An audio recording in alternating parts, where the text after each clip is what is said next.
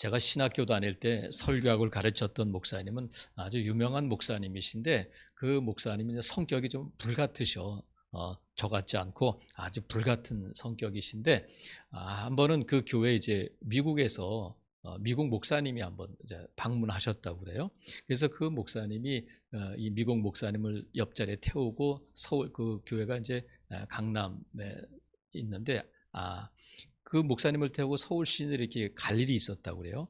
근데 출발해가지고 목적지에 도착했을 때 그 옆에 타신 목사님이 그 시대, 목사님 맞아요? 그러더라는 거야. 그래서 영어로 그랬겠지. 근데 그래서 무슨 말씀이냐, 이렇게, 아니 무슨 목사님이 이렇게 운전을 이렇게 험하게 하는 거야. 근데 그 목사님은 자기는 일상적으로 하는, 아주 목사님이 옆에 타셨으니까 조심스럽게 운전을 했는데, 미국 사람이 볼 때는 야, 이거 이러다가 큰일 나겠다, 그랬다는 거예요. 우리가 운전을 하다 보면 성격이 나오잖아요, 그죠? 평상시에는 조용한 분인데 운전대만 잡으면 막 그냥 급하게 운전하시는 분들이 있고, 겉으로 볼 때는 저분은 운전할 때 막 하겠다 했는데 의외로 저같이 조용하게 운전하는 분들이 있고, 그래서 운전하다 보면 성격이 나오는데, 운전을 하다 보면 그냥 이렇게 길을 가는 것이 아니라 여러 가지 지켜야 할 것이 있잖아요, 그죠? 차선 지켜야 돼. 중앙선 넘어가면 안 되잖아요. 그리고 버스 전용차로는 버스만 갈 수 있도록 돼 있으니까 승용차가 가면 안 된단 말이죠. 그리고 우리가 또 주차할 때도 여성 전용 주차장에는 여성들만, 또 장애인 주차장에는 장애인들만, 경차용 주차장에는 경차만 주차해야 돼요. 뿐만 아니라 우리가 운전을 할 때 지켜야 할 것이 뭐냐면 제한 속도가 있어. 요새는 보통 5030이잖아요. 그래서 일반 도로는 보통 50km, 또 학교 앞에서는 30km, 이렇게 제한돼 있는데 속도를 제한해 놨어. 더 이상 달리면 걸리는 거예요. 근데 우리가 차를 운전할 때뿐만이 아니라 우리 인생을 운전해 나갈 때도 지켜야 할 것이 있는데, 제한하지 말아야 될 것이 있어요. 여러 가지 제한 사항들이 있지만, 특별히 예수 그리스도를 믿는 성도들, 하나님의 자녀들은 제한하지 말고 완전히 풀어줘야 할 것이 있는데, 그것이 뭐냐면 은혜다, 은혜. 자, 한번 따라해 보겠습니다. 은혜를 제한하지 말라. 은혜를, 다른 것들은 속도 제한이 있고 주차 제한이 있지만 은혜는 제한하면 안 된단 말이죠. 하나님께서 저와 여러분에게, 하나님의 자녀들에게, 성도들에게 주시는 은혜를 제한하면 안 된다. 이게 무슨 뜻이냐면, 오늘 본문에 이제 바울의 얘기가 나오는데, 바울은 한마디로 위대한 사도다, 이렇게 말할 수 있어요. 대단한 사도다. 근데 어떤 백과사전에는 기독교를 창시한 사람을 바울로 기록할 정도예요. 그러니까 기독교를 창시한 사람이 바울이다, 이렇게 기록한 백과사전도 있다고 그래요. 그러니까 바울이 기록한 성경, 신약성경 13권이 우리의 신학과 우리의 신앙의 기초가 되고, 그것이 이 기독교를 지금처럼 기독교가 되는 일에 크게 기여했다. 물론 하나님께서 바울을 통해서 말씀을 기록하게 하셨지만, 바울을 통해서 하나님이 그런 일을 이루셨다는 거예요. 이렇게 위대한 사도였는데 바울에게는 많은 자랑거리가 있었어요. 그는 먼저 대도시, 다소라고 하는 대도시 출신일 뿐만 아니라 로마 시민권자였고, 또 신앙적으로는 바리새파에 속해 있었으며, 학문적으로는 그 당시에 가장 유명한 가말리엘 문화에서 수학한 아주 총방받는 청년이었다. 그것뿐만이 아니라 사도가 되어서도 많은 능력이 나타났을 뿐만 아니라 심지어 죽은 자도 살리는 사도였단 말이죠. 그리고 오늘 12장 1절에 보면 사도 바울이 뭘 말하느냐면, 내가 3층 천에 올라갔다 왔다, 이런 것을 말하고 있어요. 그러니까 이런 놀라운 은사가 있고 능력이 있는 사도였는데, 이 바울에게 뭐가 있느냐면 약한 부분이 있었다는 거예요. 약점, 이런 것들이 있었는데, 그것이 뭐냐면 7절에 보면 여러 계시를 받은 것이 지극히 크므로 너무 자만하지 않게 해서 내 육체에 가시를 줬다. 그래서 육체의 가시가 뭘까 하면, 대부분의 학자들에 의하면 바울에게 병이 있구나. 병이 있는데 바울에게 있는 병이 우리가 생각하는 가벼운 피부병이나 독감이나 만성비염 이런 정도가 아니라, 여기서 가시라고 하는 단어는 원어상으로는 말뚝 이런 의미가 있어요. 그러니까 사도 바울이 육체에 가시가 있다고 하는 것은 그 사도 바울에게는 아주 엄청난 고통과 아픔을 주는 그런 질병이었을 거다. 그렇게 이해할 수가 있는데, 바울은 내게 왜 이런 육체의 가시, 이런 질병을 주셨을까? 하나님께서는 왜 이것을 그냥 내버려 두실까 하고 이 육체의 가시를 주신 하나님의 뜻을 알고 있었어요. 그것이 뭐냐면 7절에 보세요. 바울은 자기에게 있는 육체의 가시의 의미를 알고 있었는데 여러 계시를 받은 것이 지극히 크므로 너무 자만하지 않게 하기 위해서 이런 육체의 가시를 주셨다는 거야. 그러니까 사도 바울이 지금 자기에게 있는 육체의 가시, 육체적인 질병을 어떻게 이해하고 있냐면 하나님의 뜻이 있다. 근데 하나님의 뜻이 뭐냐면 나를 너무 많은 것들을 알고 계시를 받고 은사하고 능력이 있으니까 자만하지 않도록 하기 위해서 육체의 가시를 주셨다는 거야. 그러니까 하나님의 뜻을 알고 있는데, 그러면 하나님의 뜻을 알았으면 되잖아요. 하나님이 그러라니까 그런가 보다 하고 지내면 되는데, 사도 바울이 하나님의 뜻을 알고 있음에도 불구하고 뭘 하고 있느냐면 8절에 보면 이것이 내게서 떠나가게 하기 위해 내가 3번 주께 간구했다는 거예요. 하나님의 뜻을 알고 있음에도 불구하고 사도 바울이 하나님께 3번 간구했는데 그 내용이 뭐예요? 하나님, 나 이 병 낫게 해주세요가 아니라, 자 보세요. 지금 사도 바울이 하나님, 나 병 낫게 해주세요 하고 기도하지 않고 뭐라고 기도했느냐면 이것이 내게서 뭐 하기 위해서? 떠나가게 하기 위해서 기도했다는 거야. 하나님의 뜻을 알고 있음에도 불구하고 이것이 떠나간다는 것은 뭐예요? 병이 낫게 해주세요. 그런 기도의 의미도 있지만 지금 사도 바울이 특별히 육체의 가시, 내 질병 이렇게 표현하지 않고 육체의 가시를 다른 말로 뭐라고 또 표현하고 있냐면 사탄의 사자가 내 안에 있다는 거야.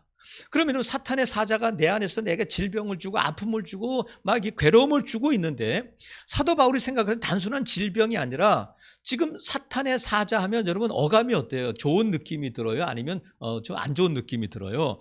사탄이 하는 일은 뭐예요? 하나님의 일을 방해하는 거거든. 그러니까 사도 바울이 주님의 일을, 사도의 일을, 하나님의 사역을 감당할 때에 이것이 자기에게 아주 큰 어려움을 주고 있는 거예요. 이건 떠나가야 된다. 하나님의 영광을 가린다. 하나님의 사역을 방해한다 해서 지금 사도 바울은 이 사탄의 사자가 떠나가게 해주세요 이렇게 기도하고 있단 말이죠. 근데 사도 바울은 지금 하나님께서 이 육체의 가시를 주인 뜻이 뭐냐면 자만하지 않도록 하기 위해서 뜻을 주셨는데, 그러면 바울은 자만했고 교만했기 때문에 이 육체의 가시를 통해서 괴로움을 당한 것이 아니라 사도 바울은 자기에게 주신 그 엄청난 계시, 지금 무엇보다도 12장 1절부터 말하고 있는 3층천에 올라가서 말할 수 없는 비밀을 듣고 보고한 것에 대해서 너무 자만하지 않도록 하나님께서 육체의 가시를 주셨다고 고백하고 있는데, 만약 지금 저에게 만약에 아니면 어느 목사님에게 이런 일들이 있었다면 어떻게 되겠어요? 저는 여러분 여기 있지 않아. 어디 있겠어요? 강남에 있겠지. 그리고 제가 여러분하고 이렇게 있을 저기가 군번이 아니잖아. 방송에 나가고 막 나가고 막 내가 천국의 비밀을 알려주겠습니다. 내가 본 천국, 내가 경험한 천국, 말할 수 없는 비밀을 저 오라는 데가 얼마나 많겠어요. 근데 바울은 그렇게 하지 않았단 말이죠. 왜? 하나님께서 너 자만하면 안 된다 했기 때문에 바울은 지금까지 3층천에 올라간 것을 14년 동안 한 번도 말한 적이 없어요. 우리 같으면 다니면서 교회마다 다니면서 신문에 방송에 나와서 내가 본 천국, 내가 들은 비밀 이런 걸 다 얘기했을 텐데, 사도 바울은 14년 만에 처음 이 사실을 얘기하면서 뭐라고 말하냐면 1절 보세요. 12장 1절 보면 무익하다. 내가 부득불 말한다 이렇게. 어쩔 수 없이 내가 이걸 내가 교만해서가 아니라 나를 자랑하려고 하는 것이라 어쩔 수 없이 무익하지만 부득불 내가 이것을 말할 수밖에 없다. 왜냐하면 이 당시에 이 고린도 교회는 사도 바울이 설립한 교회잖아요. 그런데 사도 바울이 교회를 설립하고 전도 여행을 떠났을 때에 교회가 부흥되면서 어떤 사람들이 이 고린도 교회에 왔느냐면 거짓 사도들이 와서 누구를 비방하느냐면 사도 바울에 대해서 막 비방을 하고 사도 바울에서 나쁜 말을 하는데, 그 나쁜 말을 하는 사람들의 말을 듣는 고린도 교회 성도들이 있어서 나는 바울에게 속해 있잖아, 나는 게바파야, 나는 아볼로파야, 이렇게 파가 나뉘어지고 바울에 대해서 비난하고 반대하는 사람들이 있어서 뭐라고 반대했느냐면, 야, 사도 바울은 못생겼지, 설교도 못해, 키도 작아, 병도 있어. 그런데다가 영적인 경험도 없어. 우리 하나님의 계시를 받았고 우리 예수님을 받고 우리 엄청난 일들을 우리에게 말씀하셔서, 근데 바울은 그런 경험이 없는 것 같아. 그래서 바울이 이 영적인 경험을 가지고 바울을 비난한 사람들에 대해서 아니다 하는 것을 부득불 말할 수밖에 없어서 지금 자기가 삼층천에 갔다 오고 삼층천에 가서 말할 수 없는 계시와 비밀을 듣고 본 것을 말하고 있는 거예요. 그걸 말하면서 뭐라고 말하냐면 2절에 보여. 내가 그리스도 안에 있는 한 사람을 안다. 내가 그랬다 그러지 않고 삼자적, 제 객관적인 입장에서 다른 사람 얘기하듯이, 또 그가 몸 안에 있었는지 몸 밖에 있었는지 나는 모른다, 이렇게 아주 겸손하게 자기가 드러나지 않도록 말하고 있는 거예요. 14년 만에 처음 말하면서도 아주 조심스럽게 무익한 거야. 부득불 어쩔 수 없어 내가 말하지만 그 사람이 누군지 나는 모르지만 하나님은 아셔 하면서 조심스럽게 이것을 말하고 있단 말이죠. 그런데 하나님 앞에 자만하지 않았던 바울이 지금 이 자기 육체의 가시 사탄의 사자가 떠나도록 기도하는 것은 이것 때문에 사역에 막대한 지장을 받고 있는 거예요. 내가 이것만 없으면 사도 바울은 완벽하고 이것만 없으면 사도 바울의 사역은 성공적이고 그럴 수 있는데, 지금 뭐 설교하다가 아프고 아파서 설교를 못할 정도고 이렇게 되니까 사도 바울이 생각할 때는 하나님의 영광을 가릴 뿐만 아니라 하나님의 사역을 방해하는구나, 이 사탄의 사자가. 그래서 떠나가기를 위해서 기도했다는 거야. 이것만 해결되면 사도 바울은 완벽해지고 사역도 완벽해지고 하나님께 영광을 돌릴 수 있는데, 사도 바울이 기도했을 때 하나님께서 알았어, 그렇지, 그래서 떠나가게 하신 것이 아니라 질병을 낫게 하신 것이 아니라 하나님께서 응답해 주셨는데 그 응답이 뭐냐면 한마디야. 말씀으로 응답해 주셨는데 그 한마디가 뭐냐면 내 은혜가 네게 족하다, 이것을 말씀해 주셨는데 이 한마디를 듣고 사도 바울이 크게 기뻐했다는 거야. 왜 기뻐했느냐면 병이 낫고 육체에 가진 사탄의 사자가 떠나가서 기뻐한 것이 아니라 사도 바울이 새로운 것을 깨달은 거예요. 그 깨달음을 통해서 사도 바울이 크게 기뻐했는데, 그 깨달음이 뭐냐면 약함이 은혜구나. 아픈 것이 은혜구나. 근데 그 은혜가 어떤 은혜냐면 족한 은혜라는 거야. 사도 바울이 생각할 때 이건 은혜가 아닌 줄 알았어요. 아픈 게 무슨 은혜냐? 설교하다가 아프고 쓰러지는 것이 무슨 은혜냐? 그랬는데 하나님은 은혜다. 어떤 은혜냐면 족한 은혜라는 거야. 여러분, 우리가 은혜를 제한하지 말아야 되는데 이건 은혜고 이건 은혜가 아니고 내가 내 생각, 내 경험, 내 지식으로 제한할 때에 그것은 내가 아는 은혜일 뿐이지만, 내가 은혜에 대해서 문빗장을 열고 은혜를 하나님이 주신 것에 대해서 은혜임을 고백할 때에 그 은혜는 족한 은혜가 될 줄로 믿어요. 은혜를 넘어서 족한 은혜로 가야 된다. 만족한 은혜, 풍족한 은혜가 우리에게 임해 있고 그것을 알 수 있어야 된단 말이죠. 그래서 왜냐하면 아픔이고 약함이고 그런 것도 하나님이 주신 것이라면 다 은혜인 줄로 믿습니다. 왜냐하면 하나님은 내 아버지시기 때문에 그래요. 하나님이 주신 것은 다 은혜라는 거야. 근데 우리는 이게 무슨 은혜일까 하고 그것을 은혜 아닌 것처럼 여기고 그것에 대해서 감사하지 못한단 말이죠. 하나님께서 이스라엘 백성들을 사랑해 주셔서 400년 동안 그 애굽에서 종살이하고 있던 이스라엘 백성들을 출애굽시키잖아요. 애굽에서 나와서 가나안 땅으로 갈 때에 곧장 가는 것이 아니라 광야를 40년 동안 방황하게 되는데, 왜 방황이라고 말하냐면 이스라엘 백성들은 그냥 그걸로 들어가면 가나안 땅으로 가면 됐었어요. 근데 못 들어간다는 거야. 하나님을 원망하고 비난하고 하다가 하나님께서 그 원망을 들으셔서 알았어, 너희가 원망한 대로 너희가 원하는 대로 해줄게 해가지고 하루를 1년처럼 40일을 돌아본 그들에게 40년 동안 광야를 돌게 하셨어요. 근데 이스라엘 백성들이 자기들이 잘못해서 광야를 40년 동안 도니까 죄값을 치르는 거구나. 40년 동안 그들은 돌 수밖에 없구나. 그렇게 생각할 수 있지만 지금 이스라엘 백성들은 자기들이 하나님을 원망하고 하나님 앞에 불순종했기 때문에 광야 40년을 지금 지내고 있지만 하나님께서 니들 그냥 돌아. 니들 죄값을 치러야 돼. 그렇게 하신 것이 아니라 40년 동안 그들이 죄를 지어서 불순종해서 돌았지만 하나님께서 그 40년을 헛된 것으로 하지 않으셨다는 거예요. 그래서 신명기 8장에 보면 어떤 말씀이 있느냐 하면 이는 다 너를 낮추시며 시험하사 마침내 내게 복을 주려 하심이라, 이 말씀이 있어요. 그러니까 이스라엘 백성들이 40년 동안 자기들이 잘못해서 그 죄값을 치르고 있음에도 불구하고 하나님은 그것을 통해서 하나님의 뜻을 이루어 가셨다는 거예요. 40년 동안 만나를 먹고 40년 동안 메추라를 먹고 40년 동안 반석의 샘물을 마시고 옷이 헤어지 않고 발이 부르트지 않고 40년을 지내게 하신 것은 하나님의 은혜인데, 하나님께서 왜 이 40년을 허락하셨느냐면 낮추시고 시험하시기 위함이었다는 거야. 그리고 그렇게 해서 마침내 복을 주시기 위해서 40년을 허락하셨다는 거야.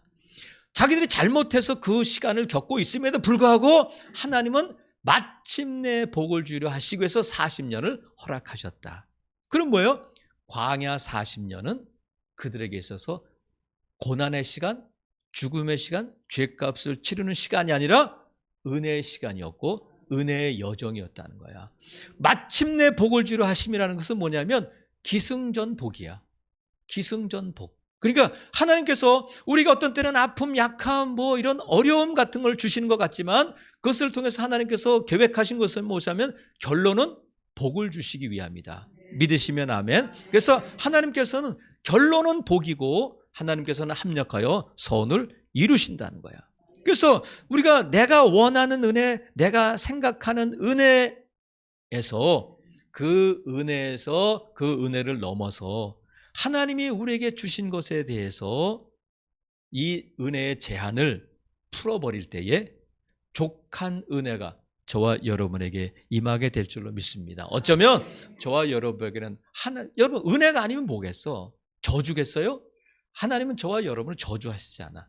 하나님은 저와 여러분에게 복 주시기를 원하시는데 저와 여러분이 갖고 있는 것 모든 것들이 다 하나님의 은혜인 줄로 믿습니다. 이것이 그냥 은혜를 넘어 족한 은혜가 되는데 사도 바울은 그 하나님의 음성을 듣고는 크게 기뻐했다는 거야.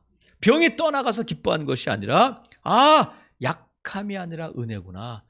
약함이 아니라 강함이구나. 약함이 아니라 능력이구나 하는 것을 알게 되면서 크게 기뻐했다는 거야. 하나님께서 내 은혜가 내게 족하다고 할 때에 바울은 병 낫게 해주세요, 사탄의 사자가 떠나가게 해주세요 기도했는데 하나님께서 뭐라고 말씀하시면 내 은혜가 내게 족하다. 내가 약할 때 내 능력이 강하여집니다. 말씀하신 것은 뭐냐면 바울아, 너 치유를 받을래? 능력 받을래? 이 말씀이야.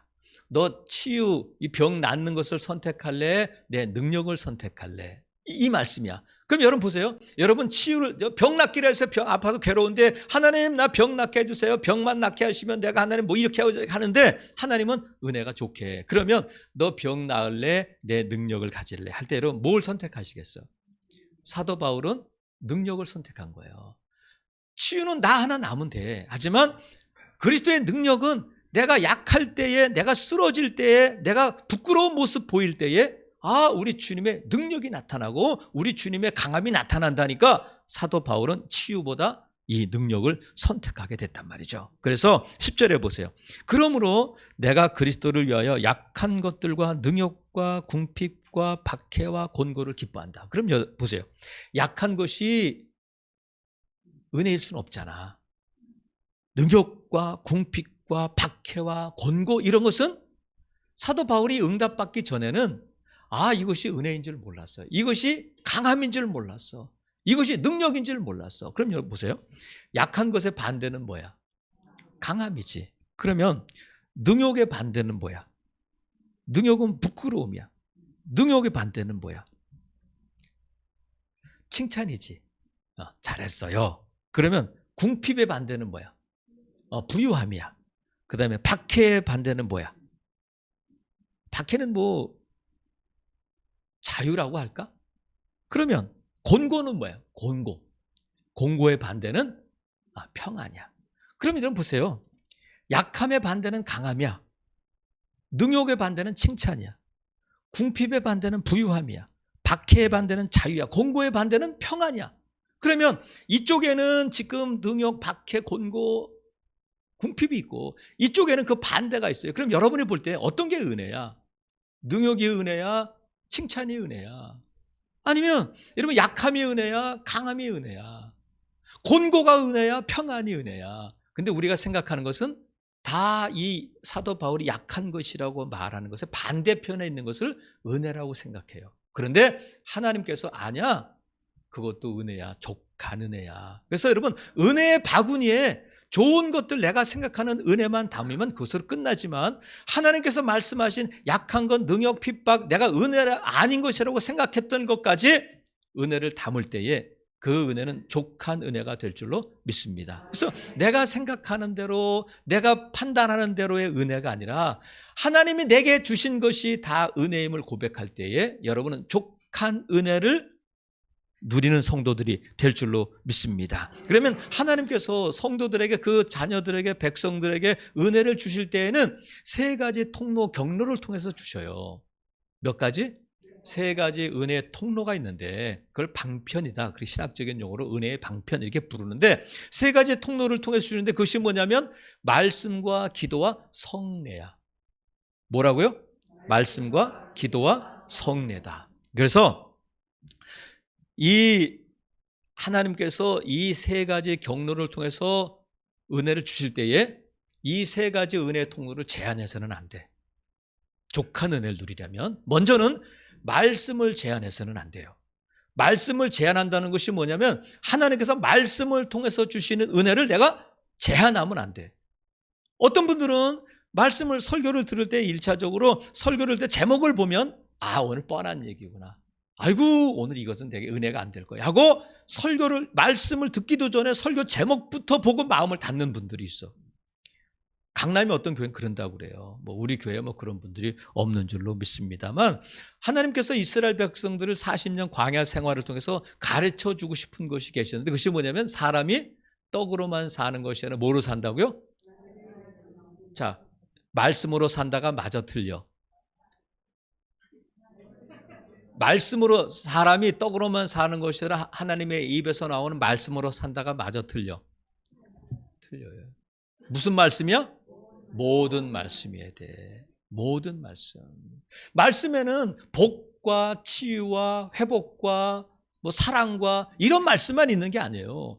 회개도 있고 심판도 있고 죄도 있고 헌금도 있고 순종도 있고 그런 거 있어요. 그러면 여러분들이 좋아하는, 여러분이 은혜라고, 여러분이 복이라고 생각하는 것들만 설교하면 안 되지. 그거는 모든 말씀이어야 되니까 죄에 대해서도 설교하고 회개에 대해서 설교할 때에 그 말씀을 나를 향한 말씀으로 받아들이고 아멘 할 때에 여러분에게 족한 은혜가 넘치게 된단 말이죠.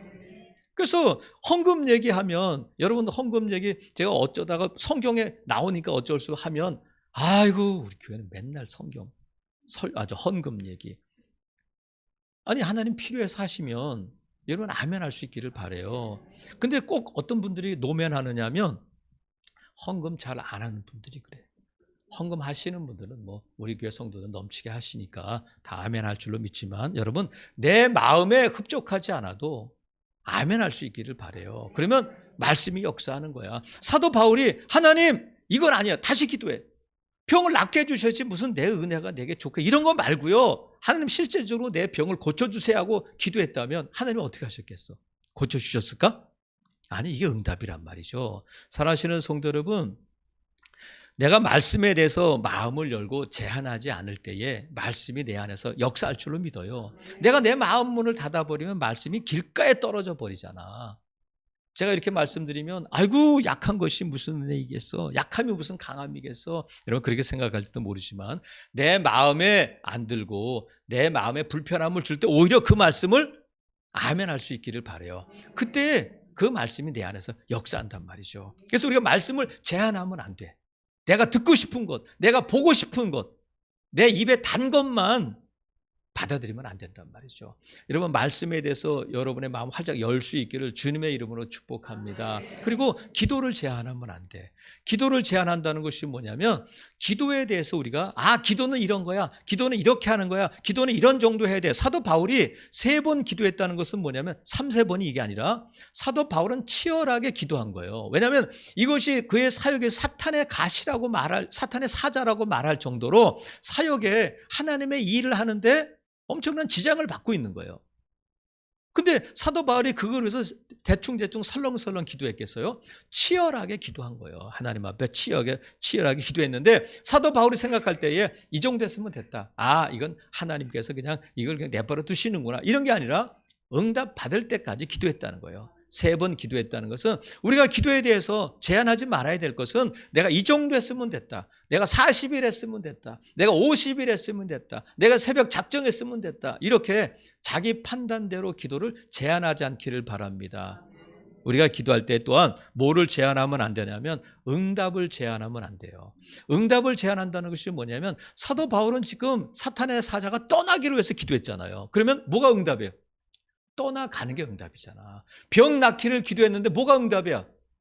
병 낫기를 기도하는 거지. 병 낫는 것이 응답이에요. 우리가 1차적으로 그렇게 생각하잖아요. 근데 하나님은 다양한 방법으로 응답하셔. 어떤 때는 즉답, 기도하자마자 응답을 주시는 경우도 있고, 어떤 때는 침묵하셔, 오랫동안.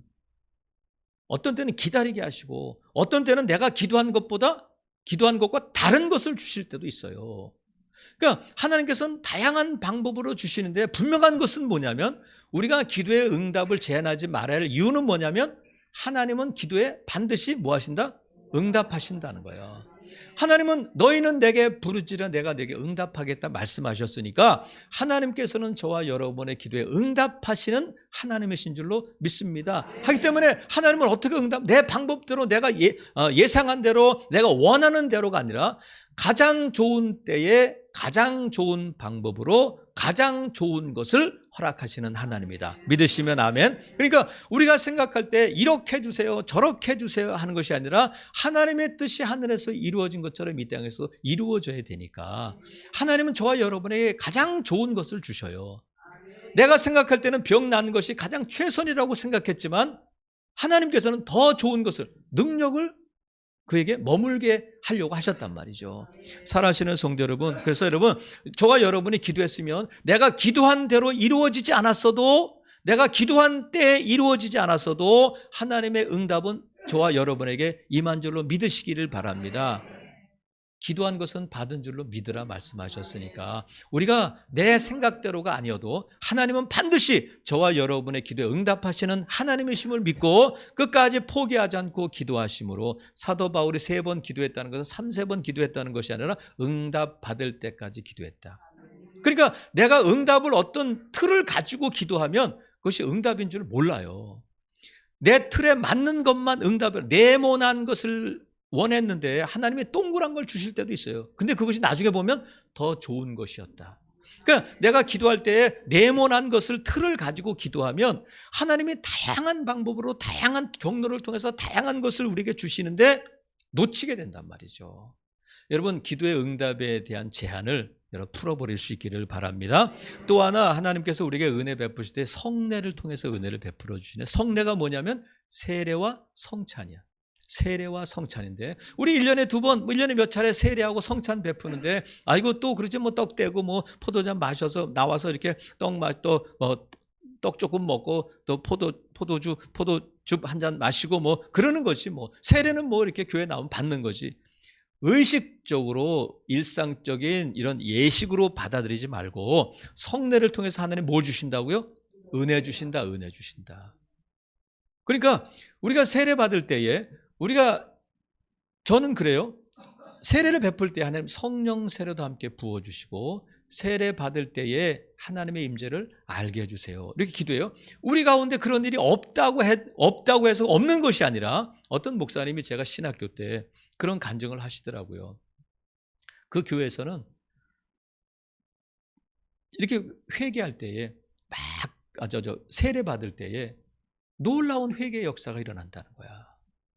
울음이 터지고 저는 그런 세례가 가능할 줄로 믿고 지금도 기도해. 하나님, 세례 받을 때 물 세례뿐만이 아니라 진정한 성령 세례도 받게 해주시고 하나님 아버지의 임재를 알게 해주세요. 그리고 성찬할 때에도 성찬해 주시는 하나님의 은혜가 있단 말이죠. 제가 여러 차례 말씀드리잖아요. 성찬식 때에 어느 목사님이 이렇게 떡을 떼가지고 오늘 이 떡을 먹을 때에 하나님 우리 육체의 질병을 낫게 해주십시오 했더니 저 뒤에서 어떤 분이 아멘 했다는 거야. 근데 그분이 누구냐면 목 수술을 해가지고 말을 못하는 분인데 소리를 냈다가는 이 목이 지금 못 쓰게 되는데 그 말씀을 듣고 아멘 하는데 그러고 나서는 이 목이 낫다는 거예요.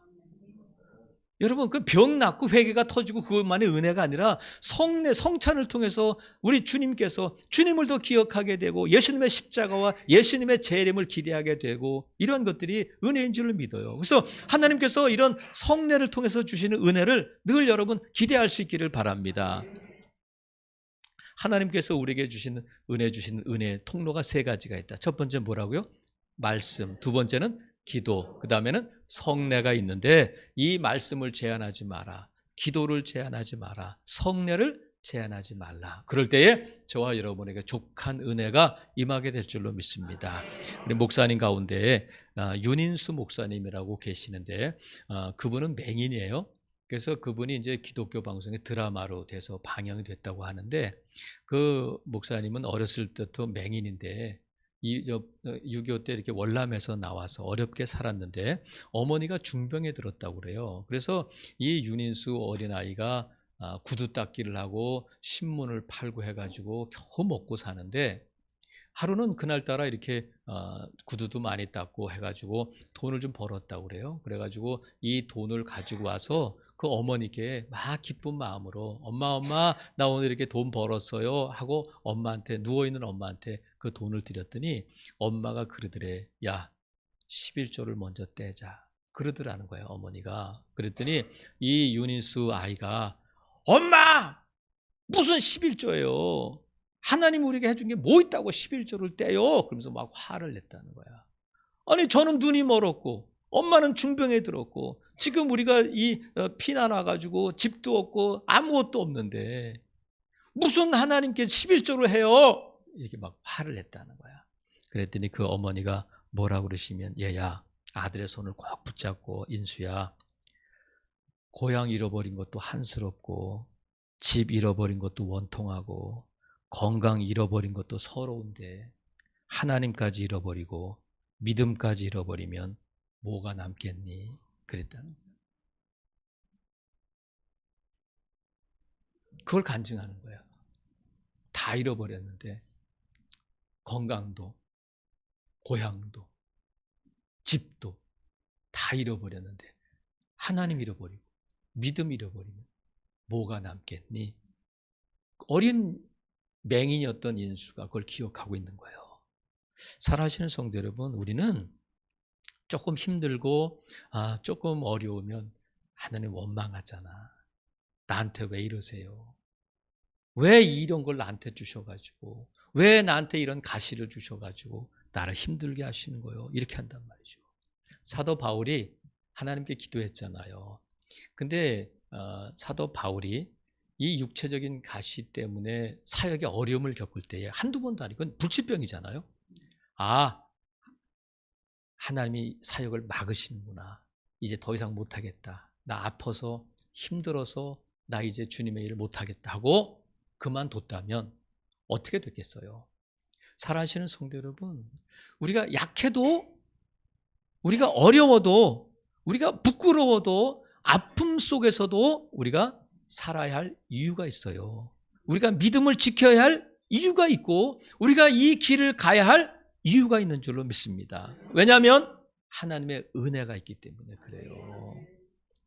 아무쪼록 살아가시는 성도 여러분, 저와 여러분에게 하나님이 예비하신 족한 은혜가 있고 저와 여러분은 그 족한 은혜를 받고 누리는 자임을 믿으시고 내가 나된 것은 하나님의 은혜입니다. 이렇게 고백하고 증거하는 복된 성도들 되시기를 주님의 이름으로 축복합니다. 아멘.